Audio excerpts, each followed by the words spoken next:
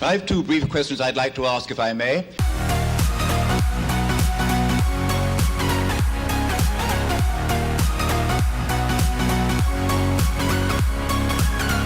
Hi, welcome to Left Foot Media. My name is Brendan Malone and you're watching The Daily Question. Today's question of the day, what the heck is Celine Dion thinking? Now, the reason I'm asking that question is because Celine Dion, the lady whose legacy will forever be enshrined in elevator music all around the globe, has decided that she is going to launch her own line of woke children's clothing, and it's got a really weird and kind of creepy advert that goes along with it. So I thought we'd watch the advert and I would share my thoughts as we go. So let's watch this advert now together.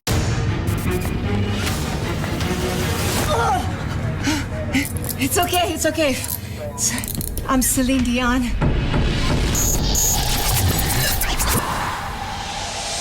Our children, they are not really our children.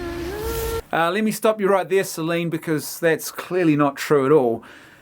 Our children are actually our children. They are not the property of the state. They are not the property of some imagined collective. They're our children, and we have a profound responsibility to our children in the way that we nurture, care for, and raise them. So, yeah, that's a really, really bad way to start an advert about kids' clothing. As we are all just links in a never-ending chain that is life. Well, I suppose you could say in one sense we're all just links, but in another sense we're not just links at all.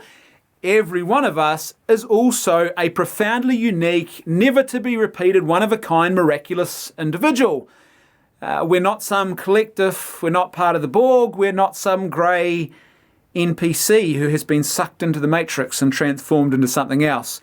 But I suppose in one sense you could kind of say, yeah, we're part of the ongoing dance and journey that is life, but I guess that's a weird way of putting it. By the way, this is not the first time that prison-related imagery or metaphors appear in relation to this little clothing line. For us, they are everything. But in reality, we are only a fraction of their universe. In actual fact, no, that's not true either. We as parents are not simply a fraction of the universe. We are probably the most profound and important part of the universe of our children.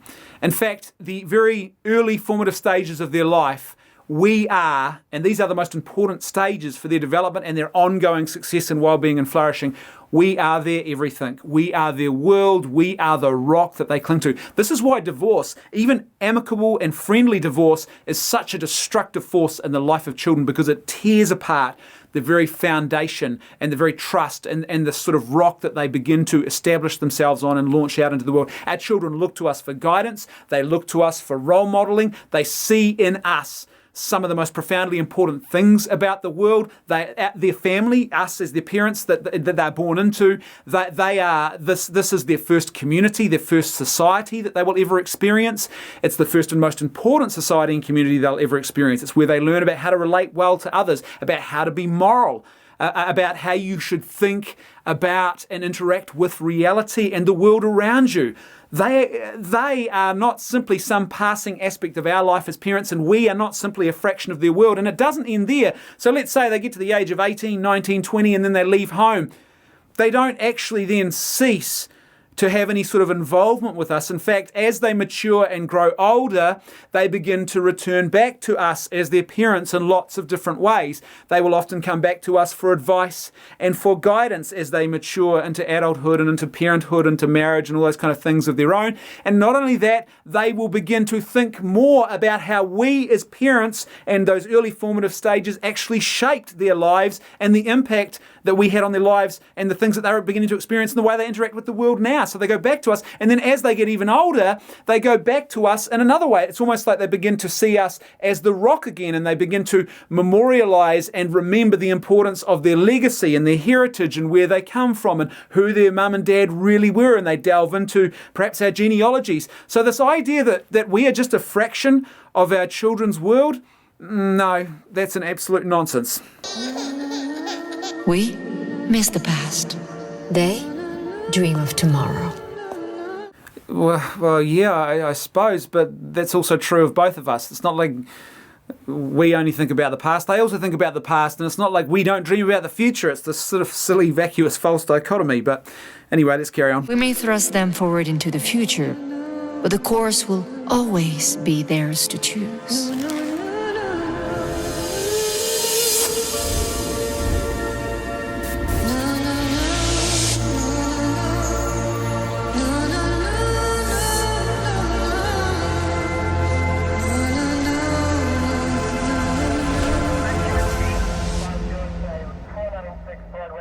Okay, I'm going to spare you the rest of the ad because basically you've seen all you need to see. You get the gist of it. Some weird, vacuous, meaningless celebrity garbage that's being espoused. As they say, never go full pomo, full postmodern. And she's gone full pomo here. You never go full pomo. She's done that. This weird, vacuous, meaningless nonsense that she is espousing that masquerades itself as if it's some sort of deep and important wisdom about the world when it's actually not at all. And then, of course, she sprinkles her magic fairy dust, which interestingly seems to be rather dark and black, which the black magic of this bizarre postmodernism, which is then forced upon the children. And then the children experience a conversion from their pink and blue clothing, which of course is what? It's about maleness and femaleness. So now we're going to interfere with the maleness and femaleness of children. You sense the theme here, right? This is the sort of the modern trend now. Let's interfere with the childhoods of children. We'll sexualize them. We'll get them onto this whole transgender bandwagon and we'll stick them on puberty blockers. We'll force them into these clothing lines. And then she transforms their clothing with her black magic, which looks suspiciously like some very dark and evil sorcery she's blowing around the room. And what happens? These children now end up in this bland, nondescript, colourless, black and white clothing that actually looks like prison garb. They actually look like they are dressed in prison gear now.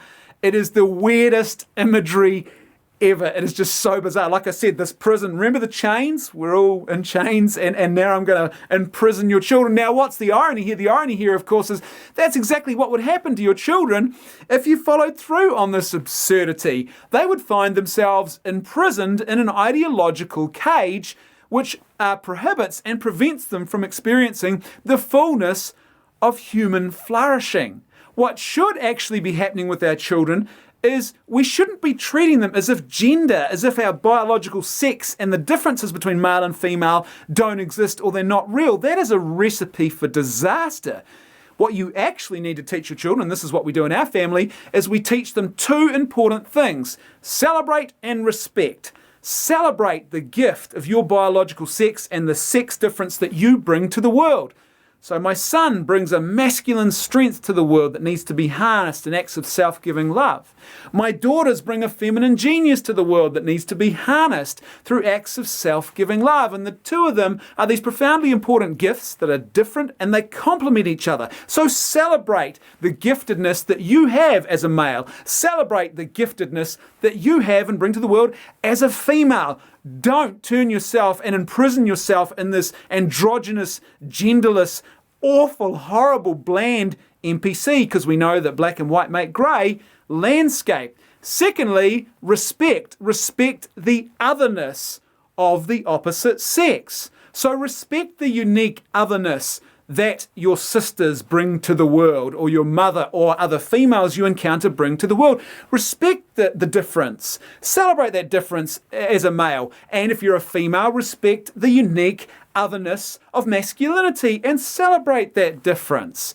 That's how you have a healthy childhood. At the end of the day, though, this whole thing is just the biggest load of vacuous absurdity and virtue signaling that you will encounter. Not just that, it is greedy virtue signaling, because what Celine Dion is trying to do here is she's trying to market a product to you. What she wants is you to buy her product. And the way she's going to do that is she's going to emotionally blackmail you by trying to claim that buying her clothes is a moral imperative. And if you want to be a morally righteous person, you must buy these clothes. They are part of the moral imperative. Now, this thankfully doesn't appeal to the majority of people who have their heads screwed on okay, have got a good, stable family upbringing, and can see the world mostly the way it should be seen.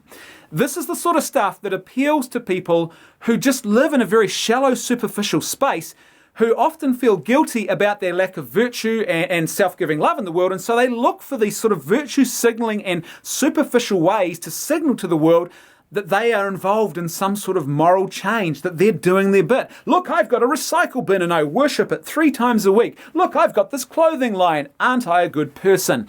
As I've said before a million times, that's not how virtue works in the world. That's not how you change the world. And ironically, this line of clothing and this idea that underpins it would just imprison your children. You're not actually doing something morally good at all. You're doing something absurd and vacuous. And on top of that, this is one big straw man, because there is no problem here at all. I do not know anyone, and I am in a circle of people right now who are parents. There's a lot of people around us who are parents of kids, and both male and female children. And you know what?